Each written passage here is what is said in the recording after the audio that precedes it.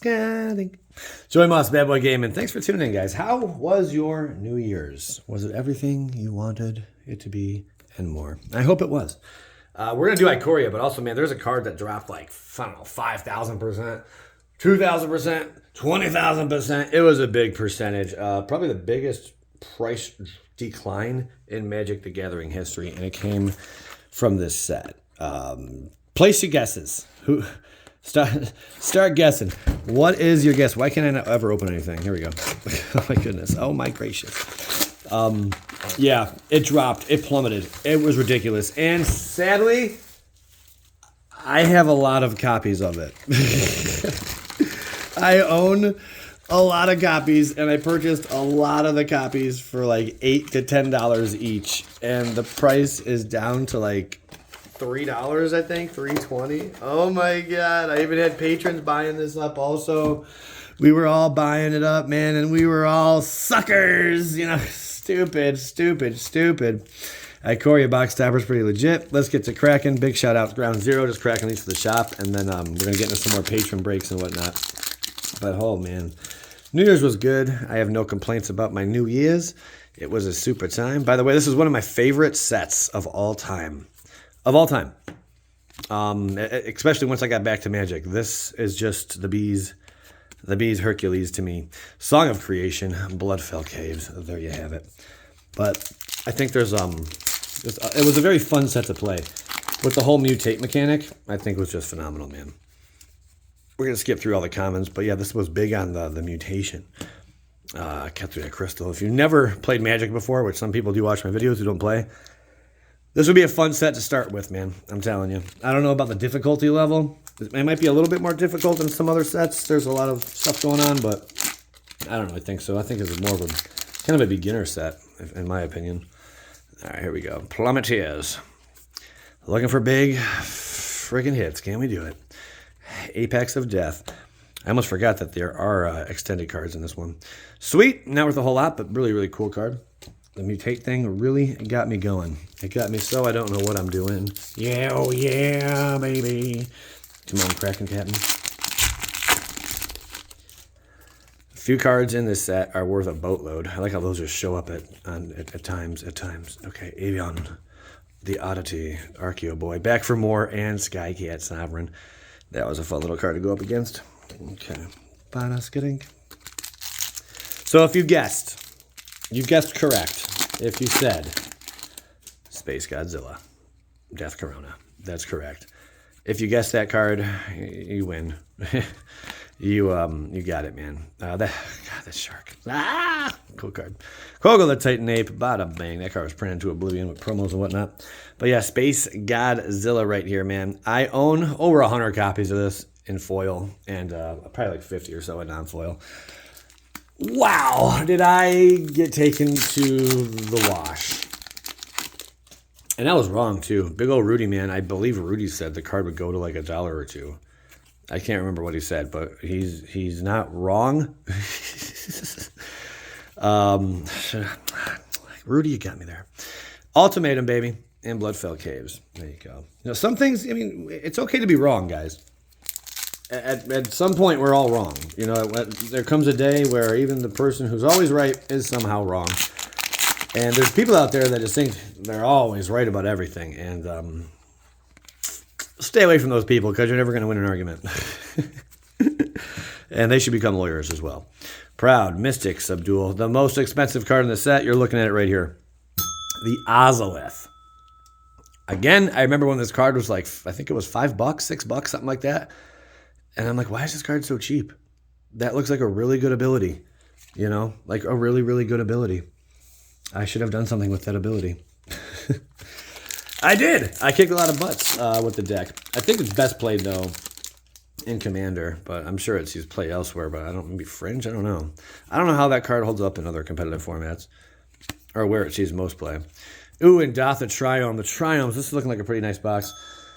The Triomes, man, these are still going for anywhere from like, was it 10 to like $20 for these Triomes? So that's a pretty good hit. 2 cards already over $10. That's pretty good. And one's 22. The Ozolith, I want to say, is 22. The Indatha, I'd have to guess like 12 to 15 for that version. It's a guess. It's a guess. All right, we got Reptilian, Void Beckoner, Flameboy, and Mythos of Vedrok. There you go. Dismal stuff. Gotta love the monkey on the packaging, huh? It's like Curious George, only he's not a monkey. What is he? Is that a koala? It's a scary looking koala. I know somebody who loves koalas. It's so cool. I took him to the koala exhibit at the zoo, and they're like, wow, this is super time. There's the old Macro Sage. One of the weaker of the most busted mechanics ever printed, ever. Like, really. The whole companion thing, just insane. That's our first foil, which is nothing crazy. But, yeah, they had to, like, nerf the companion. And then even after nerfing with the companion, you know, how it functions and whatnot, or was it the casting cost or something like that, once they nerfed it, it still dominated and had to be banned, which goes to show you when they do something, they probably didn't do that much testing. As the Goth Triumph, wow, another Triome. And it's like, then they're the extended, not the regular versions. Wow, this has been a really dope box so far. Flame Spill coming off the top. Yeah, this has been a sick box so far. Usually they're not this good. So our box topper then is what, a guaranteed Godzilla? Or no, it can be a Godzilla, right? Well, it's guaranteed a Godzilla, but like what Godzilla? We don't know yet. Here we go. Sprite, that thing was annoying too. Umori, the Collector. I like playing this one a lot. That's probably the card I played with the most. Ooh, Apex of Wishes foil. Not bad. This card is sweet. Love it, but I liked the other one better. The freaking common, I think, that just basically does almost the exact same thing, man. But you can always throw one of these in the mix. That was a nice little, I want to say that was a nice little hit. We'll find out. I would like to say. Apex of Wishes. Yeah, it might be. Cracking this puppy open. I know it's the lesser. It's not one of the best mythics in the set. Boom, boom, boom. Spell Chaser. This thing was like insta-banned in some formats when it dropped because it's so friggin' busted. Yeah, and even some of the cards that are not banned. What was I going to say? Hold on. Let me gather my thoughts. Let me just backtrack a little bit there. Some of the companions got banned off rip. What is the Evolving Wilds? Tap. Sacrifice Evolving Wilds. Search your library for a basic card. Tap and shuffle your library. Oh my god, dude. That sounds pretty busted. I don't think Wizards realized they printed that, but if you guys are aware, this is a thing, I guess. Evolving Wilds. Holy crap. That seems absolutely busted to me. Okay. And this is the first time I've ever seen it appear in a set. So I would assume the first and last time they're going to print that card. There's Shark Typhoon. Dang, another solid rare. Hot dogs. I have no clue where I was going with the whole companion thing, other than a foil seed Dasher Octopus. There you go. No clue where I was going with that argument, but I was going somewhere. Hey, we got our little shark token. That goes for a few bucks, I think, too. Just the token for the Shark Typhoon. Pretty insanity. All right, we're doing pretty dope here, man. Pretty dope. Some good value. Are you the foil? Yes, you are. Go up there, pal. Good box. I don't feel like draft boxes live up to the hype anymore. Holy crap. That's two Evolving Wilds. That's pretty nuts, man. Wandering Monster. Bada bang. Wandering Monster, and the Jungle Hollow. So nothing crazy to go by there. What card are we looking for? Really, we already pulled the Bee's Knees. A rare is the most expensive card in the set. Unless you go to like a borderless and extended and all that stuff. Yeah, you run Migratory Greathorn, and when you're in your build, your mutation build, yeah, it gets out of control quick, man. And there's some nasty little combos with it. And Datha Triome, wow, we are really getting some good value, man. Some really good value. Some good bang for our bucks. I see why this set was one of my faves. But yeah, the price of that Space Godzilla. Oh man, I mean, there were times I even bought some copies at $20. I maybe bought like 4 or 5 at $20. Maybe bought like 10 around $10 to $15. Yikes, I know. The Dawn Waker. There we go. The Dawn Waker. Isn't she lovely? And Protocol. So yeah, the champion cards are really fun. Companion as a champion. Target creature can't block this turn. Sorry, sir. You may no longer block. You lose that effect. Zerta was one of the lesser played companions, unless you're like going to like Commander or Brawl or something. I noticed I saw a lot of play there. There's Cloud. All right, here we go. Looking for them guts. Looking for them gravies. Kudra of Draneth. Sweet. I loved running him, but man, he really just didn't do much for me. I just didn't get much done when he was around. I think I lost more matches than I had won when I ran Kudra of Draneth. Yeah, I believe so. Unless you got like a token. If you have a human token generator, what a good card. Because he's just like pinging shit, man. He's just knocking stuff out. You can just ping for 2 and just sacrifice 2 crappy little like soldier tokens or human soldiers, whatever. And just go to town, man. Another mythos up in here. Okay. Yeah, man. This just feels better to me. I don't know. Ikoria. Well, it was just a good set, man. Like, I feel like I'm getting value out of this box. Like, yes, that's the goal. There we go. Zagoth Triome. Holy Triomes. Those are our 4th Triome. Wow. Yes, I don't think I've ever had a 5 Triome box. But right now, it's looking like that could happen. What an insane box that would be. There we go. Ruinous Ultimatum. Yeah. They've bounced around in price here and there. It's really the 4th Triome. Oh my goodness. Yeah, or is it the 3rd? I'm not sure. We're gonna find out. Let's see what it is. Ram through. Come on, baby. We got the Rumbler. Oosh. Cub Warden. Not worth a whole lot. Which one was that again? Great 2. Yeah, oh, that was fun. Spamming some cats on the board. Not the best of the decks. If you're doing Mutate, you're wanting to run green. Black had some fun stuff in it also. Auspicious Stars, this thing. So busted. When this card hits at the right time, holy crap, man. Your board is just getting wide really, really fast. Really fun card. One of my favorite cards in Magic, probably.